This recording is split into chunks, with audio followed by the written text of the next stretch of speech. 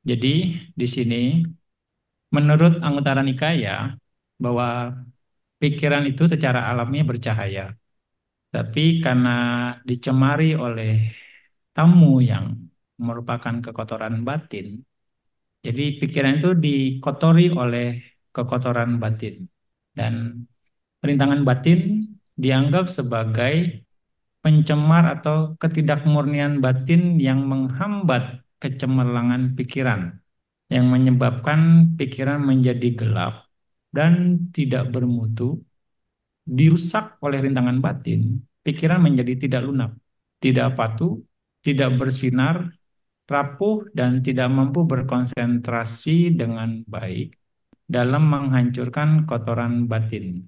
Diibaratkan bagaikan emas yang dicemari oleh 5 pencemar, yaitu besi, tembaga, timah, timbal, dan perak. Jadi kemurnian emasnya akan tercampur oleh yang bukan emas itu sendiri. Begitupun batin kita tercemari oleh kekotoran batin. Padahal batin kita ini bercahaya secara alamiah. Makanya kalau meditator yang bisa berkonsentrasi dengan baik akan menghasilkan cahaya dalam pikirannya. Itu karena kekuatan konsentrasi. Pikiran yang tercemar dapat dipulihkan ke dalam kondisi sebelumnya yang bercahaya dengan praktek latihan bojjhanga atau latihan pencerahan. Karena bojjhanga bertentangan langsung dengan 5 rintangan batin. Secara spesifiknya, Dhammavicaya, Wirya, dan Piti akan bertentangan dengan Tinamida. Dan Pasadi, Samadhi, dan UPK akan bertentangan dengan Uddhacca. Ya, ini sebatas ininya saja, prolog saja. Di sini, sati. Sati merupakan titik awal dari proses bojjhanga atau faktor-faktor pencerahan. Dimulai dari sati. Untuk kemajuan bertahap dari latihan pikiran yang berdasarkan pada sati, kita perlu memperhatikan penjelasan yang ada dalam Sutta Satipatthana. Kaye kaya nupasi viharati, atapi sampajano satima, winia loke abijado manasa. Nah, dalam penjelasan tersebut, ya kalau Anda nanti bisa paham bahwa di sini dalam penjelasan ini kita menemukan 3 syarat mendasar dalam meditasi yang perlu diperhatikan, yaitu wiriya, panya, dan sati. Wiriya, panya, dan sati dalam praktek meditasi. Kata atapi ya di sini, kata atapi di sini ini merujuk pada usaha atau energi dalam latihan wiriya. Kondisi pikiran yang sedang dilanda oleh kotoran batin di berbagai referensi kitab Pali biasanya diumpamakan sebagai kayu bakar yang basah. Dan di pikiran yang dilanda oleh kekotoran batin itu diibaratkan sebagai kayu bakar yang basah. Dan pengarahan usaha atau wiriya dicontohkan sebagai panas dari api yang mampu mengeringkan kelembaban dari kayu bakar yang basah tersebut sehingga menjadi mudah dibakar dengan api dengan pengerahan wiriya, jadi mengendalikan minimal kekotoran batin sehingga kayu bakarnya menjadi kering sehingga mudah dibakar. Jadi wirya itu diibaratkan mengerahkan. Sehingga kalau kayu bakar kering itu kan mudah dibakar kan. Nah, ketika basah, basahnya karena ada airnya, maka perlu dikeringkan. Nah, wirya itu yang mengeringkan. Wirya itu seperti api, bisa dikatakan. Nah, sehingga ketika kayu bakarnya kering, ya akan mudah dibakar dengan api. Nah, dengan cara yang sama, wirya mengeringkan kekotoran batin sehingga sati dapat dengan mudah berkembang ke tahap yang lebih tinggi. Kayu bakar yang kering itu diibaratkan sati, berkembang ke tahapan yang lebih tinggi. Oleh karena itu, dukungan wirya merupakan persyaratan yang sangat penting bagi sati di dalam peranannya sebagai pondasi dari kemajuan meditasi. Yang seperti Bante jelaskan kemarin bahwa wirya berfungsi menghancurkan atau mengendalikan kondisi-kondisi yang buruk, ya, menghancurkan kondisi-kondisi yang buruk, minimal mengendalikan. Nah, salah satunya yaitu adalah kekotoran batin yang muncul dalam diri kita. Diatasi dengan pengerahan usaha, ya. Kira-kira seperti itu. Kalau ada kekotoran batin yang muncul, ya, makanya berusaha hanya untuk berusaha untuk mengarahkan pikiran kita ke objek meditasi. Itu salah satunya. Sehingga nanti kotoran batin itu sendiri akan dicuekin bisa dibilang. Itu yang dilakukan. Sehingga sati kita punya kesempatan untuk terus memegang objek meditasi dengan baik, mengenali objek meditasi dengan baik. Jadi, dukungan wirya merupakan persyaratan yang sangat penting bagi sati di dalam peranannya sebagai pondasi dari kemajuan meditasi.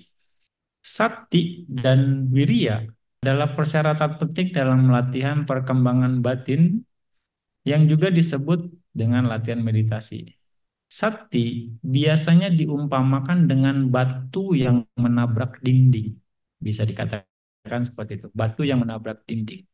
Artinya, sati selalu diarahkan ke objek meditasi yang dipilih, misalnya nafas. Jadi, diibaratkan sati itu diumpamakan dengan batu yang menabrak dinding. Artinya, sati itu yang selalu diarahkan ke objek meditasi yang dipilih. Lalu wirya diumpamakan dengan tekanan yang digunakan untuk menabrak dinding dengan batu tersebut. Usahanya, tekanannya, energinya, itu wirya. Jadi untuk bisa nempel terus di objek meditasi, salah satunya wirya yang dikerahkan untuk terus mendekati objek meditasi, untuk nempel terus di objek meditasi. Ya, jadi sekali lagi, wirya diumpamakan dengan tekanan yang digunakan untuk menabrak dinding dengan batu. Jadi bisa dikatakan ini dalam meditasi kita nggak juga harus rileks atau terlalu rileks, bisa dikatakan.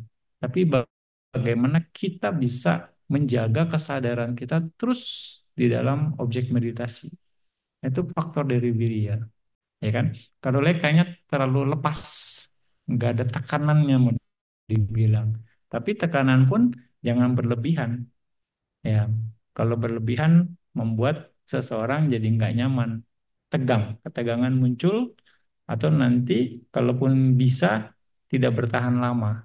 Ya, jadi apa namanya capek, cepat capek. Nah, jadi harus balance di sini, harus seimbang, senyamannya Anda pengerahan wirya ini, pengerahan faktor-faktor atau energi ini. Jadi dengan adanya sati dan wirya, seseorang meditator mengupayakan pencapaian konsentrasi yang kemudian dapat berkembang pada kebijaksanaan terhadap sifat alami dari fenomena itu sendiri. Ini hubungan antara sati dan wirya. Sati dan wirya. Jadi tadi perumpamannya ada dua nih, seperti kayu bakar basah yang dikeringkan sehingga menjadi kayu kayu yang kering sehingga mudah dibakar. Artinya kayu itu basah karena kekotoran batin, mau dikatakan basahnya itu karena kekotoran badan, wirya mengeringkannya itu. Begitu juga ketika pikiran kita sedang dilanda waktu meditasi itu dihajar oleh kekotoran batin, kita harus mengerahkan usaha, ya, untuk ya menghalau kekotoran batin itu sendiri dengan apa? Dengan terus mengarahkan ke objek meditasi sehingga mindfulness kita bisa mengenali objek meditasi itu dengan baik.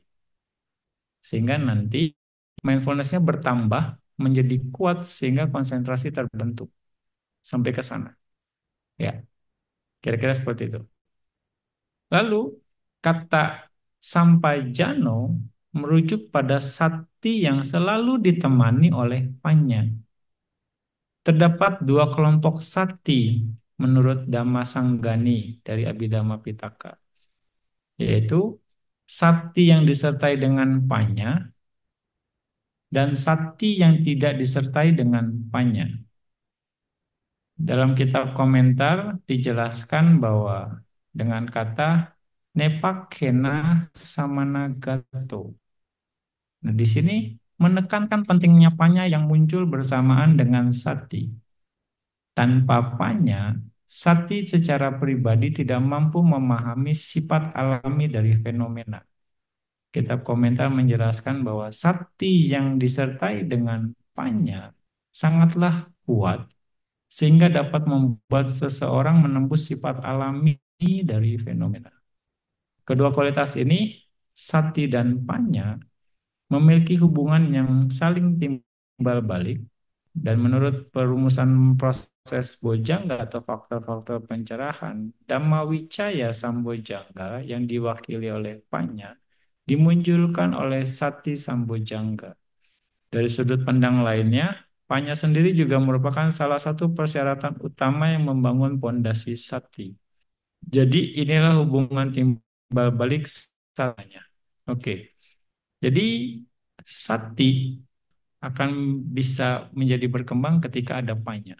Sati mengetahui, menyadari, mengingat. Panya itu mengerti apa yang disadari, mengerti apa yang diingat, mengerti apa yang disadari dan dilihat bisa dikatakan. Mengerti. Misalnya objek nafas, oh nafas seperti ini.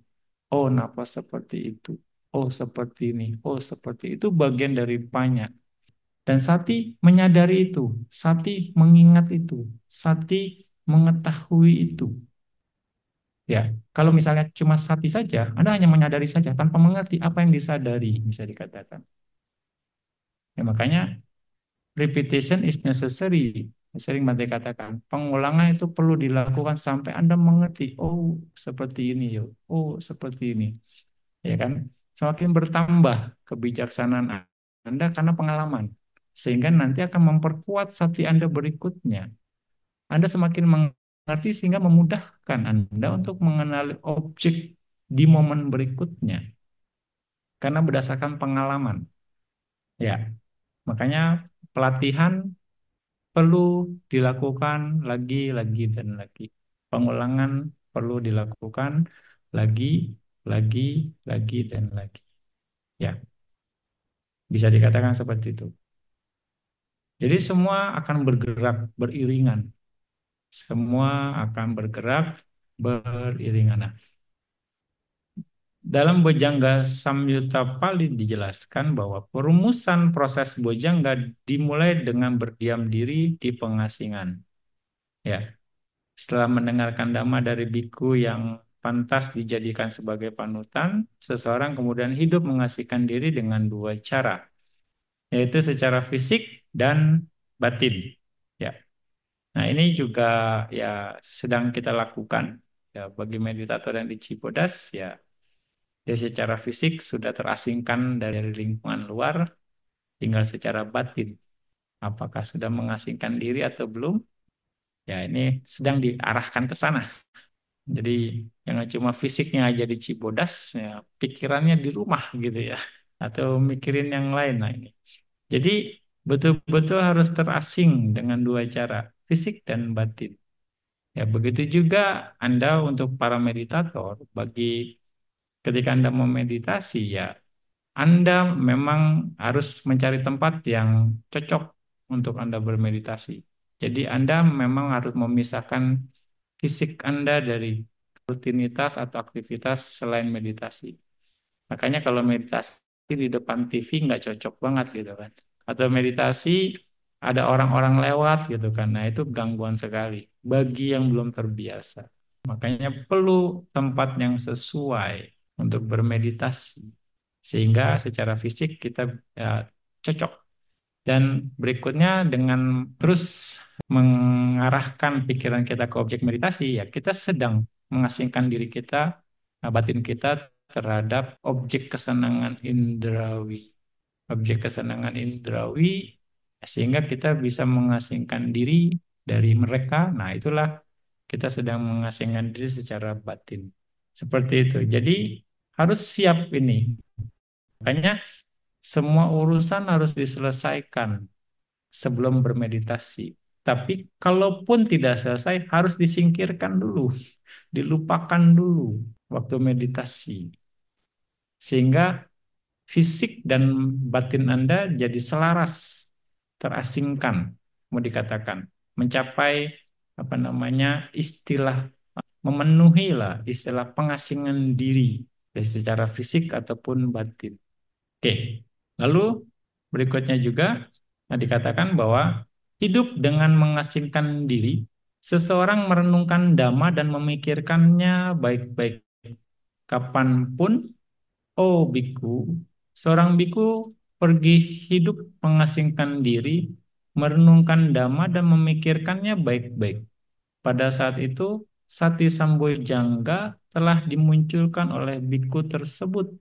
Ya, pada saat itu, biku tersebut telah mengembangkan Sati Sambojangga. Pada saat itu, Sati Sambojangga telah dikembangkan dan dipenuhi oleh biku tersebut. Ya, makanya meditator diharapkan untuk terus merenungkan objek meditasinya terus-menerus dalam aktivitas apapun. Nah, ini artinya merenungkan dhamma dan memikirkannya dengan baik-baik. Terus hanya objek meditasi saja yang diamati. Nah, ini artinya direnungkan. Oh, nafas seperti ini, lagi jalan nafasnya seperti ini. Misalnya Anda objeknya nafas. Ya. Oh, lagi begini objeknya ini. Nah, seperti itu. Anda terus berusaha merenungkan dhamma dan memikirkannya baik-baik di tahapan Anda. Kapanpun. Jadi kenapa perlunya dalam kondisi iriyapata atau waktu Anda berjalan, berdiri, duduk, ataupun berbaring selagi tiada lelap, hanya terus memegang objek meditasi. Dengan begitu, sati Anda akan berkembang, sati Anda akan bertambah menjadi kuat. Ya, itu yang dibilang sehingga bisa memunculkan sati sambojangga. Terus menerus lagi dan lagi. Ya, dengan begitu ya sampai pada akhirnya sati bojangga ini akan terpenuhi. Sati bojangga ini akan terpenuhi yang merupakan kondisi yang sangat baik. Modal awal yang sangat kuat bisa dikatakan. Oke. Nah, perlunya hidup mengasingkan diri menunjukkan bahwa pengembangan proses bojangga atau faktor pencerahan harus dilakukan dengan pengasingan fisik dan batin. Dan kedua jenis pengasingan ini secara umum di berbagai referensi kitab Pali dianggap sebagai dasar dari pencapaian spiritual. Ya, makanya kalau Anda yang mau mencapai tingkatan spiritual yang lebih tinggi ya cocok ikut retret mau dibilang. Nggak ada, memang nggak ada cara lain. Kalau di rumah nggak mungkin Anda meditasi setiap saat gitu kan. Nggak mungkin bisa dikatakan. Mengasingkan fisik dan batin. Deskripsi dari pencapaian jana dimulai dengan pernyataan tentang bagaimana seorang biku menarik diri ke sebuah tempat yang terasingkan. Kemudian berlanjut ke pengembangan sati, penyingkiran 5 rintangan batin dan pencapaian jana pertama. Sama seperti halnya latihan sati pada napas masuk dan napas keluar, yang dikembangkan dua jenis pengasingan sebagai pondasi dasarnya. Sekali lagi, dimulai dengan ya pengasingan diri sekali lagi, hingga sati berkembang dan akhirnya juga konsentrasi berkembang. Jadi di sini dari penjelasan ini diperhatikan bahwa klasifikasi kedua jenis pengasingan ini dapat juga diterapkan pada Wiweka Nisitang. Artinya Wiweka ini dibagi menjadi pengasingan fisik dan pengasingan batin.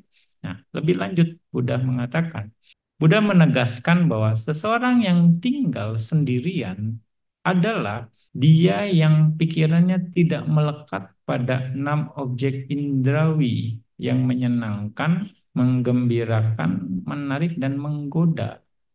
Tinggal sendirian.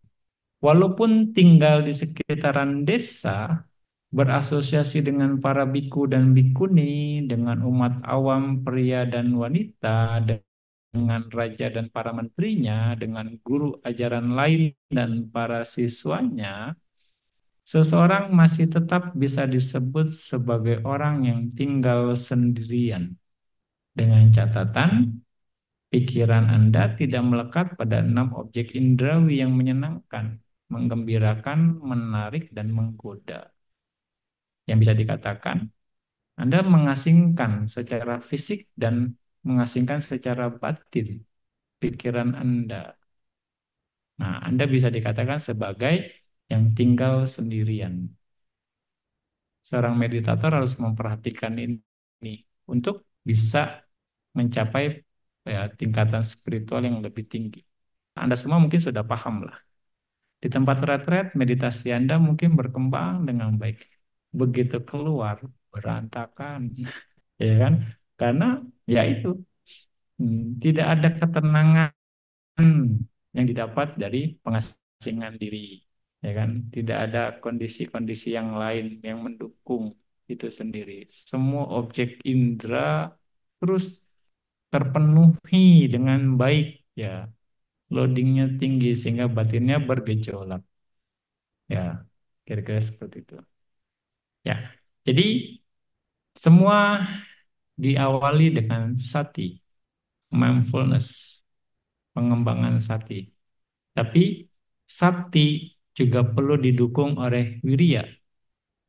Wirya itu perlu untuk membuat sati menjadi berkembang, jadi kuat.